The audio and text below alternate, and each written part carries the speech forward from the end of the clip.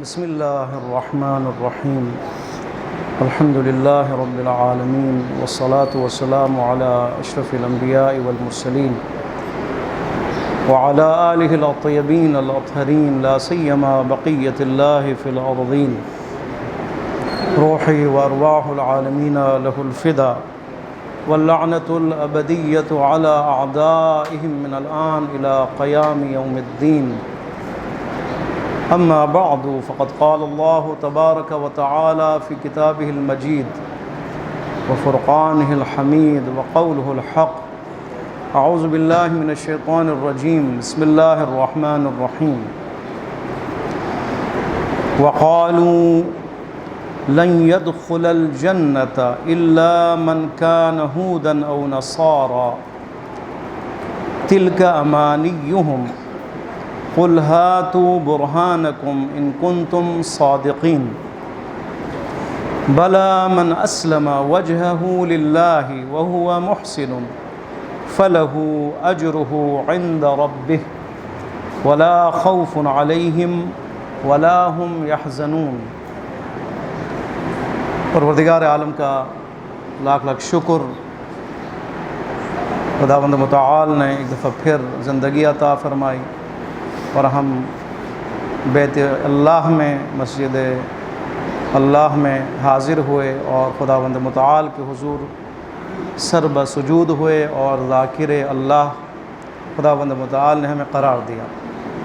ہمارے گفتگو پہنچی ہے سورہ مبارک بقرہ آیت نمبر 111 اور 112، تفسیر ترتیبی قرآن۔ پروردگار عالم ارشاد فرما رہا ہے وقالو، یہ اہل کتاب کہتے ہیں، یہ انہوں نے کہا لن يدخل الجنت، کوئی بھی جنت میں داخل نہیں ہوگا، کبھی بھی، ہرگز کوئی بھی جنت میں داخل نہیں ہوگا الا من کان ہودا او نصارا، مگر وہ کہ جو یہودی ہو گئے ہوں، جو یہودی ہوں اور جو مسیحی یا عیسائی ہوں، ان کے علاوہ کوئی بھی بشر، کوئی بھی انسان جنت میں داخل نہیں ہو سکتا۔ یہ کون کہہ رہا ہے؟ یہ یہودی اور عیسائی اور نصارہ کہہ رہے ہیں، نصارہ نہیں، وہ عیسائی ہیں۔ یہ نا یہودی قوم اور عیسائی قوم، پہلے بھی ان کا یہی نظریہ رہا اور آج بھی ان کا یہی نظریہ تقریباً، کہ ہمارے علاوہ کوئی بھی جنت میں نہیں جا سکتا، گویا کہ جنت ہماری ملکیت ہے، ہمارا اپنا پراپرٹی ہے گویا کہ۔ پروردگار عالم نے پہلے یہ کوٹ کیا کہ ان کا کیا نظر ہے جنت کے بارے میں، قالو کے ذریعے سے، کہ انہوں نے کہا یعنی ان کا قول ہے، ان کا فکر ہے، ان کا نظریہ ہے۔ کیا نظریہ ہے؟ کہ ہمارے علاوہ کوئی بھی جنت میں کبھی بھی داخل نہیں ہو سکتا سوائے اس کے کہ جو یہودی ہو گیا ہو اور یا جو نصرانی ہو گیا ہو۔ پروردگار عالم نے آگے اس کو جھٹلا دیا، تلک امانیہم، امانی کہا جاتا ہے آرزو کو، آرزو امنیہ سے ہے، آرزو کی جگہ آرزوئیں، فرماتے ہیں کہ ان کی آرزوئیں ہیں بس، اس کے علاوہ کچھ بھی نہیں۔ آرزو رکھنے میں تو کوئی حرج نہیں ہے نا، آپ آرزو رکھیں، ممکن ہے وہ پاسبل ہی نہ ہو، ایسی آرزو کہ جو ناممکن ہو خوب رکھیں، انسان ہے، رکھنا کیا ہے؟ دل میں آرزو رکھنا نا، اور کیا ہے؟ مثلا ایک شخص آرزو رکھے کہ میرے 50 بیویاں ہوں، وہ آرزو رکھنے میں کیا حرج ہے؟ ایک ذرا سنبھال کے دیکھیں نا، وہ آج کل کے زمانے میں کسی کو علماء نے کہا کہ خالہ سے شادی نہیں ہو سکتی، اس نے کہا نہیں ہو سکتی، کچھ دن بعد آیا، آپ نے کہا تھا نہیں ہو سکتی، وہ تو ہو گئی ہے۔ یہ تو نہیں ہے نا، شرعی لحاظ سے نہیں ہو سکتی، یعنی خدا کا حکم ہے کہ نہیں ہو سکتی۔ کوئی کہہ دے 50 شادیاں ہو سکتی ہیں، خوب، کہنے میں کیا حرج ہے؟ شرعی طور پر آپ 4 سے زیادہ شادیاں نہیں کر سکتے، کہ 4 کو بھی سنبھالنا، حق ادا کرنا، کوتاہی نہ کرنا، ظلم نہ کرنا، اس کا حق دینا کتنا مشکل ہے۔ آرزوئیں ہیں، ایک بندہ اگر یہ آرزو رکھ لے کہ دنیا کے جتنے بھی سمندر ہیں وہ تمام جزیرے جو ہیں میں خرید دوں گا، میرے ہو جائے، ہو سکتا ہے؟ یہ نہیں ہو سکتا۔ جزیرے ان کا تعلق ملکوں سے ہے، ریاستوں سے ہے، وہ بھی آرزو ہے، آرزو جو ہے یہ پوری ہونے والی نہیں ہے۔ پروردگار عالم نے کیا فرمایا؟ اس آرزو کا تذکرہ کیا تلک امانیہم، یہ ان اہل کتاب نصارہ اور یہودیوں کی تمنا اور آرزوئیں ہو سکتی ہیں بس، جو ناممکن ہے، ممکن نہیں ہے یہ، کیوں؟ اس لیے کہ ان کی پراپرٹی تھوڑی ہے یہ۔ آیا وہ ایسا تو نہیں ہے خدا کی طرف سے خاص جو ہے نا یہ قومیں جو ہیں نازل ہوئی ہوں خدا کی طرف سے، ایسا بھی نہیں ہے، ایسا بھی نہیں ہے کہ خدا متعال کے ساتھ کوئی ان کا خاص رشتہ ہو، یہ بھی نہیں ہے، ایسا تو نہیں ہے پروردگار عالم نے کوئی گارنٹی لکھ کے دی ہاں یہ تمہارا اور کسی کا نہیں، یہ بھی نہیں ہے۔ دلیل چاہیے نا، دلیل چاہیے، پروف چاہیے۔ آپ اگر کچھ بات کریں، ایک بات کریں تو دلیل، نحن ابناء الدلیل، یعنی ہم دلیلوں کے فرزند ہیں، یعنی دلیل ہوتا ہم بات سنتے ہیں، ورنہ کوئی بات قابل قبول نہیں ہے، پروف ہو اس کے لیے۔ تو انہوں نے کہہ دیا کہ ہمارے علاوہ کوئی بھی جنت میں نہیں جا سکتا، نہ مسلمان، نہ کوئی اور قوم۔ پروردگار عالم نے فرمایا یہ بھی انہی آرزوؤں میں سے ہے کہ جو ناممکن ہے، جس کے پیچھے کوئی دلیل نہیں ہے، پروف نہیں ہے۔ دلیل بھی کیا ہونی چاہیے؟ عقلی دلیل ہونی چاہیے، الہی دلیل ہونی چاہیے، دینی دلیل ہونی چاہیے، قرآنی دلیل ہونی چاہیے ان کے پیچھے، نہ وہ بھی خیالی نہ ہونا، وہ دلائل بھی ہوا میں ہو۔ ایسی دلیل ہو کو جس دلیل کے ذریعے سے آپ ثابت کریں کہ ہماری جو بات ہے وہ صحیح ہے، حق ہے کوئی دلیل نہیں ہے۔ اس کے بعد میرٹ ہونا چاہیے، اگر آپ کے پاس ہے چلیں مان لیتے ہیں، اس کے بعد کیا آپ اس میرٹ پہ پورا اترتے ہیں، شرائط پہ پورا اترتے ہیں کہ جنت میں آپ ہی داخل ہوں، کوئی اور داخل نہ ہو؟ دلیل بھی ہوائی نہیں ہونے چاہیے، ہوائی فائرنگ نہیں ہونی چاہیے دلیل میں، دلیل بھی خیالی نہیں ہونا چاہیے، وہ بھی الہی اور قرآنی اور عقلی ہونی چاہیے، اور میرٹ پہ ہونا چاہیے، وہاں پہ سفارش نہیں ہونی چاہیے۔ اگر یہ دونوں نہ ہو، اگر میں ایک آرزو کروں، یا یہ جو مسیحی اور جو نصارہ اور یہ یہودی جو کہہ رہے ہیں کہ ہم جنت صرف ہماری اور کسی اور کی نہیں ہے، کوئی اور قوم، کوئی مسلمان جو ہے اس میں جانے کا حق نہیں رکھتا، تو اس کے لیے آپ پروف لے کے آئیں، دلیل لے کے آئیں۔ اگر دلیل نہیں ہے اور اگر میرٹ پہ نہیں ہے تو ساری کیا آرزویں ہیں، آرزویں اسی لیے کہا جاتا ہے خالی آرزویں کہ جس کے بیک پہ کوئی پروف نہ ہو اور وہ خود میرٹ پہ نہ اتر رہا ہو، اسے کہتے ہیں کیا؟ خالی آرزویں، بیہودہ آرزویں۔ پروردگار عالم نے کیا فرمایا؟ یہ تمہاری آرزویں ہیں بس، اس کے علاوہ کچھ نہیں ہے۔ اگر یہ آرزویں نہیں ہیں تو پروف لے کے آؤ۔ قل، اے رسول ان سے کہہ دو، ہاتوا برہانکم، اپنے دلیلوں کو لے کے آئے، ان کنتم صادقین، اگر تم سچے ہو تو۔ اس کا مطلب ہے وہ سچے نہیں ہیں، فرمایا ان شرط، اگر تم سچے ہو تو دلائل لے کے آؤ، برہان لے کے آؤ، براہین لے کے آؤ، ثبوت لے کے آؤ، ثبوت لے کے آؤ۔ ثبوت ان کے پاس نہیں ہے۔ خداوند متعال نے اس کے بعد ایک ضابطہ بیان فرمایا، ہدایت کی کتاب ہے نا قرآن۔ اب یہ کہہ کے نہیں چھوڑا کہ انہوں نے یہ بات کی، آرزو تھی، حقیقت نہیں تھی، اب تم اگر سچے ہو تم آرزو لے کے آؤ، بس ختم۔ نہیں، خداوند متعال نے ایک ہدایت کا سلسلہ ہے یہ قرآن۔ آگے فرمایا کہ میں ضابطہ بتاتا ہوں، میں اللہ ضابطہ بتاتا ہوں۔ جنت میں جانا ہے، ہاں یہ تو نہیں ہو سکتا کہ میرے علاوہ کوئی نہیں جائے گا، یہ نہیں ہو سکتا، لیکن اگر تم نے جانا ہے، تم نے اگر جنتی بننا ہے تو اس کے لیے ضابطہ ہے، اس کے لیے قانون ہے، اس کے لیے رول ہے، اس کے لیے ایک جو ہے میرٹ ہے خداوند متعال کی طرف سے۔ وہ کیا ہے یہ دیکھیں، آیت نمبر 112 فرماتے ہیں بلا من اسلم وجہہ للہ۔ بلا یعنی اس کا اوپر جو ان کی بات تھی کہ کوئی بھی داخل نہیں ہو سکتا کہ جنت میں سوائے یہودی اور نصارہ کے، اس کو نفی کیا خدا نے، یہ نہیں ہو سکتا۔ تو کیا ہو سکتا ہے؟ کیا ہو سکتا ہے؟ بلا، ہاں یہ ہو سکتا ہے کہ جو بھی اسلم وجہہ، اسلم وجہہ، اسلم اسلام اسی تسلیم سے ہے، اسلم وجہہ، وجہ چہرے کو کہا جاتا ہے، چہرے کو، یہ چہرہ وجہ ہے، جو بھی تسلیم کرے اپنے چہرے کو، جو بھی تسلیم سے کیا مراد؟ حوالے کرے، جو بھی اپنے چہرے کو حوالے کرے۔ چہرے سے مراد یہ چہرہ نہیں ہے، چہرہ نشانی ہے اس کے وجود کی نشانی ہے، ٹھیک ہے؟ یہ میرا چہرہ میرے وجود کی نشانی ہے، پیچھے سے کوئی مجھے نہیں پہچانے گا، چہرے سے پہچانے گا، میری شکل سے، میرے صورت سے، میرے چہرے کے رنگت سے پہچانے گا میں خوش ہوں یا نہیں ہوں، میرے چہرے کے سرخی سے پہچانے گا میں غصے میں ہوں یا نہیں ہوں، میرے چہرے کے مسکراہٹ سے پتہ چلے گا میں ٹینشن میں ہوں یا نہیں ہوں، ٹھیک ہے؟ یہ سارے چہرے سے پتہ چلتا ہے کون کیا ہے، کیسا ہے، کیا فیل رکھتا ہے، کیا کس حالت میں ہے۔ یہاں پہ چہرے سے مراد چہرہ حوالے کرے، چہرہ تسلیم کرے، یہ نہیں ہے، یعنی وجود، اپنا وجود تسلیم کرے۔ جو بھی اپنے اس وجود کو، اپنے آپ کو خدا کے حوالے کرے. ہاں اسلم، جو بھی، اب یہاں پہ نہیں ہے جو بھی میں مسیحی ہو یا جو میں کیا کہتے ہیں نصارہ ہو یا جو میں مسلمان ہو، یہ اس سے پہلے جتنی بھی قومیں وہ نہیں، جو بھی، یعنی جو بھی سے مراد رول، ٹھیک ہے، میرٹ، جو بھی اس میرٹ پہ آ جائے، جو بھی آ جائے اس شرط پہ پورا اترے. بلا من اسلم، جو بھی تسلیم ہو جائے یا اپنے آپ کو حوالے کر دے، وجہ اپنے وجود کو، للہ، اللہ کے، اللہ کے تسلیم، حوالے کرنا، تسلیم کرنا، حوالے کرنا، یہ بہت اہم ہے. یہ ایمان کی طرف اشارہ ہے.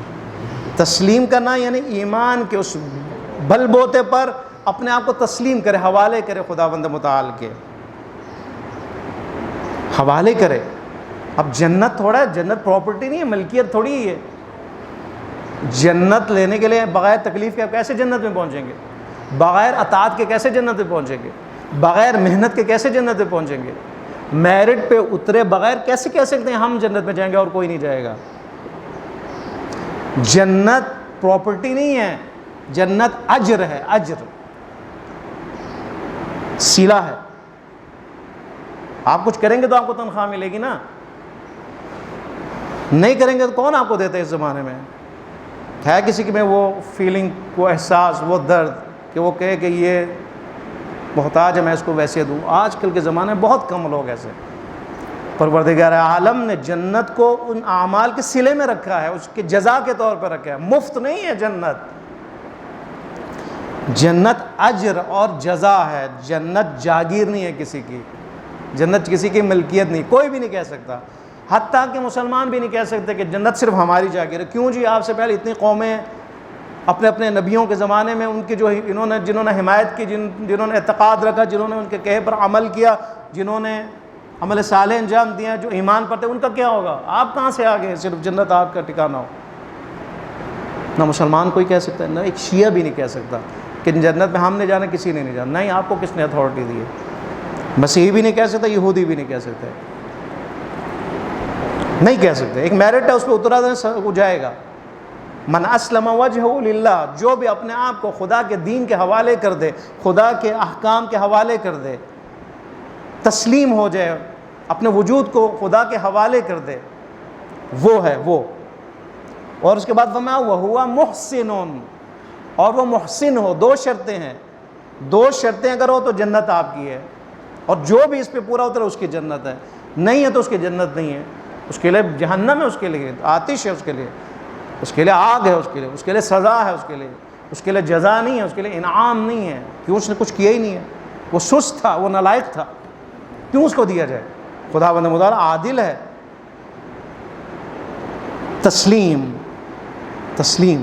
امام حسین علیہ الصلوۃ والسلام سے کوئی پوچھے، امام حسین نے آخری اپنے لمحے میں کیا فرمایا؟ رضا برضائہ وتسلیما لامرہ.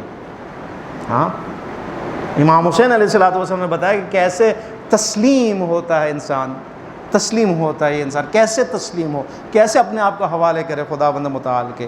اعلان کیا، اے پروردگارا، میں تیرے رضا کے راضی ہوں، تیرے رضا میں راضی ہوں، تیری راضی میں، تو جس سے راضی اسی میں میں راضی ہوں. اتنا بڑا امتحان دینے کے بعد، سفر، پیاس، بھوک، خون، اور وہاں پہ زخم، اور اتنے شہداء، ساری شہادتوں کے بعد امام کیا فرماتے ہیں؟ رضا برضائی و تسلیما لامری. پروردگارہ، تیری رضا پر میں راضی ہوں اور تیرے حکم کے سامنے میں کون ہوں؟ تسلیم ہوں. میں تیرے حوالے کر چکا ہوں، میں اپنے آپ کو، اپنے وجود کو تیرے حوالے کر چکا ہوں. راضی ہوں، ان پر راضی ہوں، کربلا کے اس واقعے پر راضی ہوں. اس لیے تو دیکھ رہا ہے، میں نے تو تیرے دین کے لیے کیے سب کچھ. میں نے جب تیرے دین کی حفاظت کے لیے کیے، اگر دین بچ جائے اور میں نہ بچوں تو میں راضی ہوں اس پہ. دین اگر بچ گیا ہو اور میرا کنبہ جو ہے وہ شہید ہو جائے، سارے شہید ہو جائیں، میں پھر بھی راضی ہوں. تیرا دین اگر بچ جائے تو زخموں سے اگر میں چور چور ہوں پھر بھی میں راضی ہوں. دین اہم ہے، دین. تسلیم اس معنی میں یعنی انسان اپنے آپ کو حوالے کر دے. حوالے کرنے کی صورت میں پھر خدا کا حکم چلے گا. ٹھیک ہے، حوالے کرنا، تسلیم کرنا. اس کے مقابلے میں کیا ہے؟ ایک مسلمان کے لیے، ایک مسلمان اگر وہ واقعی مسلمان ہے تو کیا اپنے آپ کو مکمل حوالے کرے گا دین کے. ورنہ کیا کرے گا؟ کبھی وہ اپنی مرضی چلا رہا ہے، کبھی کسی اور کی مرضی چلا رہا ہے، کبھی مفاد ہے تو پھر کہہ رہے ہاں میں انشاءاللہ لبیک، اگر مفاد اس کا نہیں تو وہاں پہ جو ہے نا نہیں میں نہیں کر سکتا۔ پیسوں کا معاملہ ہے تو کہے گا نہیں میں نہیں کر سکتا ہوں، کیا پیسے کیسے دوں، اتنی مشکل سے میں نے کمایا ہے، وہ خمس میں دوں کیسے ہو سکتا ہے؟ یعنی میرے پاس اگر ارب ہے تو میں اس میں سے 20 کروڑ دے دوں، یہ کیسے ہو سکتا ہے؟ یہ دیکھو تسلیم اگر ہوئے ہو تو تم نے دینا ہے، اگر خدا کے حوالے اپنے آپ کو کیا ہے تو تو نے قربانی دینی ہے۔ پروردگار عالم کے سامنے اگر تو نے اپنے آپ کو حوالے اور تسلیم کر دیا، تجھے بہت کچھ امتحانات سے گزرنا پڑے گا۔ تسلیم اس معنی میں اگر انسان اپنے آپ کو حوالے کر دے پروردگار عالم کے۔ دوسرے شاید محسن ہو، محسن یعنی عمل میں اگر حسن پائے جائے، یعنی جب آپ ایمان تسلیم اصل میں ایمان ہے، یعنی آپ کا ایمان اتنا پختہ ہے اور معرفت کے اس منزل میں چلے گئے ہیں کہ آپ نے اپنے آپ کو خدا کے حوالے کر دیا ہے۔ ٹھیک ہے، ایمان کا جو اثر ہے ایمان کے اس دائرے کے اندر وہ کیا ہے؟ وہ یہ ہے کہ خدا کی پہچان کے بعد، خدا کی معرفت کے بعد، خداوند متعال کی ربوبیت کے احساس کے بعد، سمجھنے کے بعد، خدا کے دین کو سمجھنے کے بعد، اور اس کے بعد اس مقصد کو سمجھنے کے بعد، اس ہدف کو سمجھنے کے بعد، اور اس کے بعد اپنی اس شخصیت کو سمجھنے کے بعد کہ میں ایک انسان اشرف مخلوقات ہوں اور میں اس مقصد کے لیے آیا ہوں، اس کے بعد جب وہ حوالے کرتا ہے تو کیوں حوالے کر رہا ہے؟ اس ایمان کی وجہ سے حوالے کر رہا ہے، اس ایمان کی وجہ سے حوالے کر رہا ہے۔ ایمان اگر نہیں ہے تو حوالہ کرنا تسلیم اصلا ہے ہی نہیں ہے وہاں پر۔ ایمان ہے، مضبوط ایمان ہے، معرفت کی بنیاد پر پھر وہ اپنے آپ کو کیا کرتا ہے؟ حوالے کرتا ہے۔ حوالے کرنے کے بعد پھر پروردگار عالم نے فرمایا محسن بھی ہو، وہ محسن یعنی صاحب احسان بھی ہو، صاحب احسان بھی ہو۔ اس حوالے کرنا، اس تسلیم کے اثرات بھی پائے جائے، یعنی خدمت کے تحت، یعنی وہ عبادتوں میں اس کی تسلیم ظاہر ہو رہی ہو، اس کے خدمات میں اس کی تسلیم اور حوالہ کرنا ظاہر ہو رہا ہو، اس کے باتوں میں اس کا تسلیم ظاہر ہو رہا ہو، اس کے تمام عبادات میں اس کے تسلیم ہونا ظاہر ہو رہا ہو، اس کے سلوک میں اور آپس کے تعلقات میں خداوند متعال کے لیے جو تسلیم کی وہ جو منزل ہے وہ ظاہر ہو، یہ بھی ہونا چاہیے۔ یعنی جب آپ نے ایمان کے اس بنیاد پر اپنے آپ کو تسلیم کے حوالے کیا تو عملی طور پر اثرات بھی ہونے چاہیے، نتائج بھی آنے چاہیے کہ وہ انسان میدان عمل میں بھی ہو، میدان عبادت میں بھی ہو، کوالٹی اس کی بہتر سے بہتر ہو رہی ہو، وہ ساتھ ساتھ اللہ کے ان مخلوقات کا بھی خیال رکھ رہا ہو، درد بھی اس میں پایا جاتا ہو، مخلوقات سے بہترین تعلقات، اخلاقی تعلقات بھی پایا جاتا ہو۔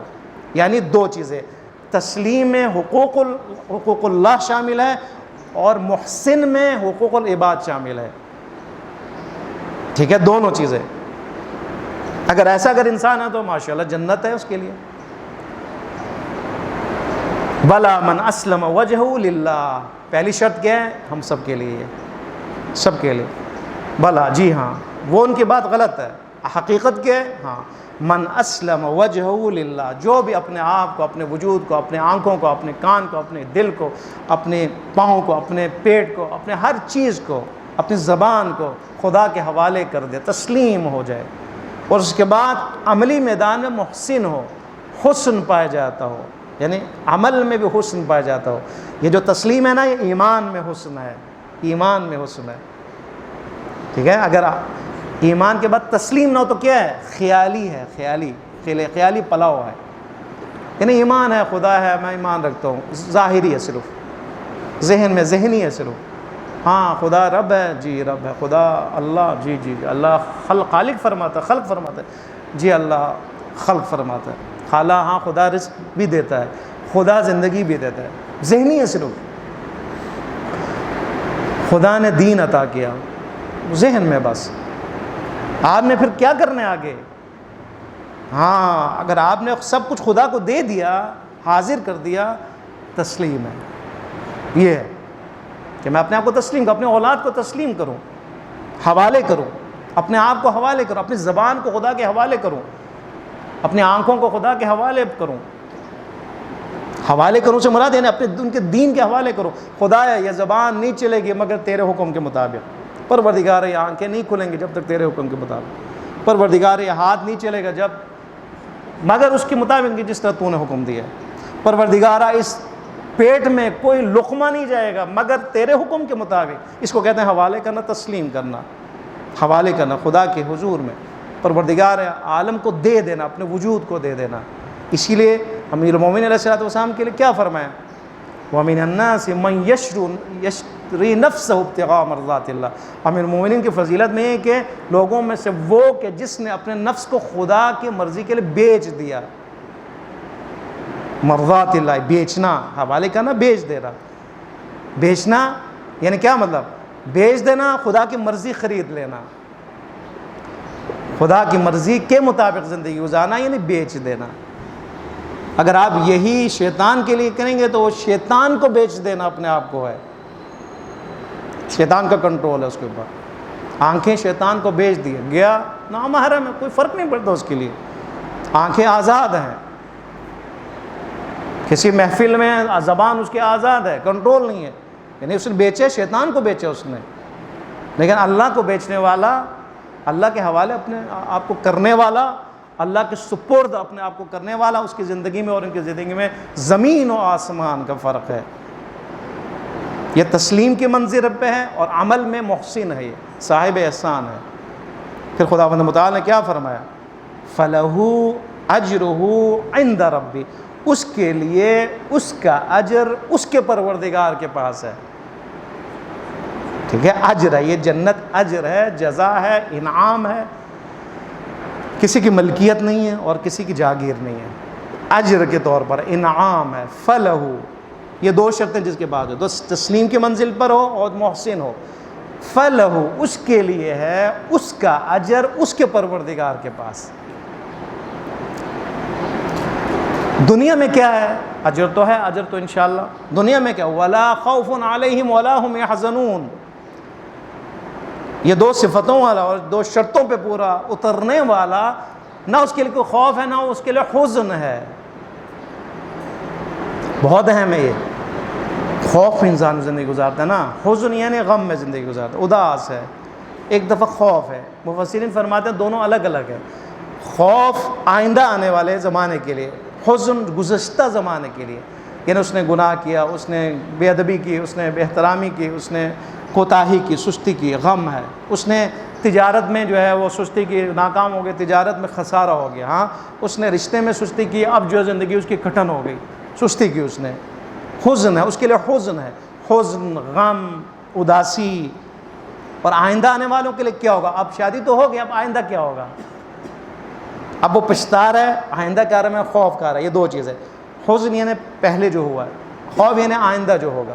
فرماتے ہیں یہ جو دو صفتوں اور دو شرائط پر پورا اترنے والا جو انسان ہے، جس کے لیے اجر میں جنت ہے، دنیا میں نہ لا خوف علیہم ولا هم یحزنون، نہ اس کے لیے خوف ہے نہ اس کے لیے حزن ہے. انعام ہے، یہ بھی انعام ہے. اس جنت سے پہلے اس دنیا کی بات ہو رہی ہے. اس کے لیے حزن نہیں ہے کیونکہ وہ تسلیم کی منزل پر ہے اور وہ صاحب احسان ہے، محسن ہے. غم کس چیز کا ہے؟ حزن کس چیز کا ہے؟ وہ تو اپنی ذمہ داری ادا کر رہا ہے.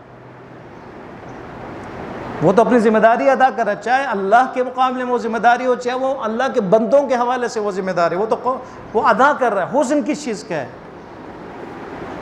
اور آئندہ خوف کس چیز کا ہے؟ وہ تو ماشاءاللہ اپنی ذمہ داریاں ادا کر رہا ہے. بس ہماری جو ذمہ داری ہیں اور جو مسئولیت ہے، جو ہمارے سے سوال کیا جائے گا، اس کے بارے میں اگر ہم تیاری میں ہوں تو پھر حزن کس چیز کا ہے، خوف کس چیز کا ہے؟ جس شاگرد نے صحیح طرح پڑھا ہو، صحیح طرح اس نے تعلیم حاصل کی، استاد بھی اس کا اچھا، وہ خود محنتی، دن رات پڑھنے والا محنتی، اس کے لیے کیا حزن ہے؟ پیپر میں بھی یہ دو چیزیں نا، حزن ہے، اوہ کوتاہی ہو گئی، ٹائم ضائع کیا، پھر آگے کیا ہوگا. اس کے لیے کوئی حزن اور کوئی خوف نہیں اس کے لیے کہ جس نے محنت کی اور اپنی ذمہ داری، تعلیمی ذمہ داری ادا کی ہو. اسی طرح جس نے عبودیتی اپنی ذمہ داری ادا کی ہو، خداوند متعال کا بندہ بن گیا ہو، اس کے لیے کیا ہے؟ نہ حزن ہے پچھلے والے زندگی کے حوالے سے، کیونکہ خدا ارحم الراحمین ہے اور خدا ان کی معاف فرما دیتا ہے. خدا جو راہ مستقیم پر ہو اور کچھ کوتاہیاں ہوئی ہو، پروردگارن اس کو معاف فرما دیتا ہے. اس لیے کوئی حزن نہیں ہے. آئندہ اس کے لیے کیا ہے؟ جہنم کا آگے نہیں ہے. آیا عالم احتضار میں اس کے لیے کوئی مشکل ہے؟ پھر بھی وہ سکون سے ہے، کیونکہ ذمہ داریاں ادا کر ہے، وہ عاشق موت ہے، وہ فرار از موت نہیں ہے، وہ عاشق موت ہے، اس لیے کہ وہ تسلیم کی منزل پر اور محسن ہے وہ۔ فتمنوا الموت ان کنتم صادقین، جو بھی صادق ہو اس عبودیت میں، اللہ کی اس بندگی میں، اس کے لیے نہ حزن ہے، نہ اس کے لیے کیا ہے، خوف بھی نہیں ہے، کسی قسم کا نہیں ہے۔ اس سے بہت سے علماء ہیں جن کی زندگی میں جنہوں نے موت کی خود تمنا کی ہے، ایسے بھی لوگ ہیں۔ فتمنوا الموت کے مصادیق موجود ہیں، اگر آپ تاریخ میں دیکھیں اور کتابیں دیکھیں وہاں پہ موجود ہے، اگر خدا نے توفیق دیا ہم آپ کو بیان کریں گے انشاءاللہ۔ بہت ہی اہم آیت، بہت ہی بہترین آیت، بہت ہی قابل فہم ہدایت۔ ایک دفعہ ترجمہ اس کے بعد ختم۔ انہوں نے کہا، ان اہل کتاب نے، کوئی بھی جنت میں ہرگز داخل نہیں ہو سکتا سوائے وہ کہ جو یہودی ہو گیا اور جو نصارہ ہو گیا، یعنی مسیحی ہو گیا۔ خدا نے فرمایا تلک امانیہم، یہ تو تمہارے آرزو ہیں، اس میں کوئی حقیقت نہیں ہے۔ اگر تم سچے ہو تو ہاتھو برہانکو، اپنی دلیلوں کو لے کے آؤ۔ دلیل ان کے پاس نہیں ہے۔ ہاں ضابطہ کہ جو بھی اپنے وجود کو اللہ کے سپرد کر دے، حوالے کر دے، وَهُوَ مُحْسِنٌ پلس محسن بھی ہو، فَلَهُ أَجْرُهُ عِنْدَ رَبِّهِ، اس کے لیے اس کا اجر اس کے پروردگار کے پاس ہے۔ دنیا میں بھی اس کے لیے لا خوف علیہم ولا هم يحزنون۔ انشاءاللہ خداوند متعال کی بارگاہ میں دعا کرتے ہیں، پروردگار عالم ہمیں قرآن کے حقیقی شاگرد بننے کی توفیق عطا فرما۔ پروردگار بحق محمد و آل محمد اس نشست کو اپنی عبادت شمار فرما۔ پروردگار بحق محمد و آل محمد اس کے اجر و ثواب کو تمام انبیاء، اولیاء، اوصیاء، شہداء، حاضرین کے تمام مرحومین جنہوں نے تبرک کے اہتمام کے، ظاہراً افتخار صاحب ہیں، ان کے تمام خاندان کے مرحومین کی مغفرت فرما۔ پروردگار ان کے درجات کو بلند فرما۔ پروردگار بحق محمد و آل محمد حاضرین کے تمام مرحومین پر اپنی رحمتوں کا نزول فرما۔ تمام مومنین و محبین و عزاداران سید الشہداء جس دنیا سے رخصت فرما گئے، پروردگار جناب شاہد صاحب ہمارے مسجد کے نمازی پچھلے نشست میں موجود تھے، پروردگار وہ آپ کے در کے مہمان ہیں، پروردگار ان کی بھی مغفرت فرما۔ پروردگار بحق محمد و آل محمد ان کے قبر کو محمد و آل محمد کو نور سے منور فرما۔ ابتدائی منازل آخرت کو ان کے لیے آسان سے آسان تر فرما۔ پروردگار ان کے تمام لغزشوں کو، خطاؤں کو، گناہوں کو معاف فرما۔ روز مغفرت ہے، پروردگار ان کے تمام کوتاہیوں کو معاف فرما۔ عالم برزخ کے تمام نعمتوں سے ان کو منعم فرما۔ تمام مرحومین بالخصوص حاضرین کے تمام مرحومین کو عالم برزخ میں محمد و آل محمد کی زیارت اور شفاعت نصیب فرما۔ پروردگار بحق محمد و آل محمد ہم سب کو اپنے عبودیت کی توفیق عطا فرما، اپنی بندگی کی توفیق عطا فرما۔ پروردگارہ ہمیں تسلیم کے منزل پر فائز ہونے کی توفیق عطا فرما۔ پروردگارہ جس طرح تو چاہتا ہے ہمیں محسن بننے کی توفیق عطا فرما۔ پروردگارہ حقوق اللہ اور حقوق العباد کا خیال رکھنے، اس پر عمل کی توفیق عطا فرما۔ پروردگارہ ہمیں اپنے تمام مرحومین، پروردگار ان کو حقیقی معنوں میں یاد رکھنے کی، ان کے حقوق ادا کرنے کی توفیق عطا فرما۔ پروردگار بحق محمد و آل محمد اگر ہم غفلتوں کے شکار ہیں ہمیں بیدار زندگی عطا فرما۔ پروردگار شیطان سے ہمیں ٹکر لینے کی توفیق عطا فرما، گناہوں سے ہمیں نفرت عطا فرما۔ پروردگار بحق محمد و آل محمد شر شیطان سے محفوظ فرما، وسوسے شیطان و نفس امارہ کے مقابلے میں مجاہدت و مقاومت کی توفیق عطا فرما۔ پروردگار بحق محمد و آل محمد جو بھی بے اولاد ہے انہیں اولاد صالح عنایت فرما، جو اولاد نرین سے محروم ہیں انہیں اولاد نرین عطا فرما۔ پروردگار بحق محمد و آل محمد ہم سب کے اولادوں کی خود تربیت فرما، ان کی تربیت کے لیے بہترین اسباب فراہم فرما، انہیں فتنوں اور گناہوں سے محفوظ فرما، انہیں حیا و عفت و غیرت دینی عطا فرما، انہیں بصیرت و شعور عطا فرما۔ جو بچے جو طلاب امتحانات دے رہے ہیں، دے چکے، پروردگارہ تمام امتحانات میں انہیں کامیاب فرما، میدان علم میں انہیں کامیاب فرما، میدان معرفت و میدان عمل و میدان تسلیم میں انہیں کامیاب فرما۔ پروردگار بحق محمد و آل محمد بحق بیمار کربلا جو بھی بیمار ہیں انہیں صحت کاملہ عطا فرما۔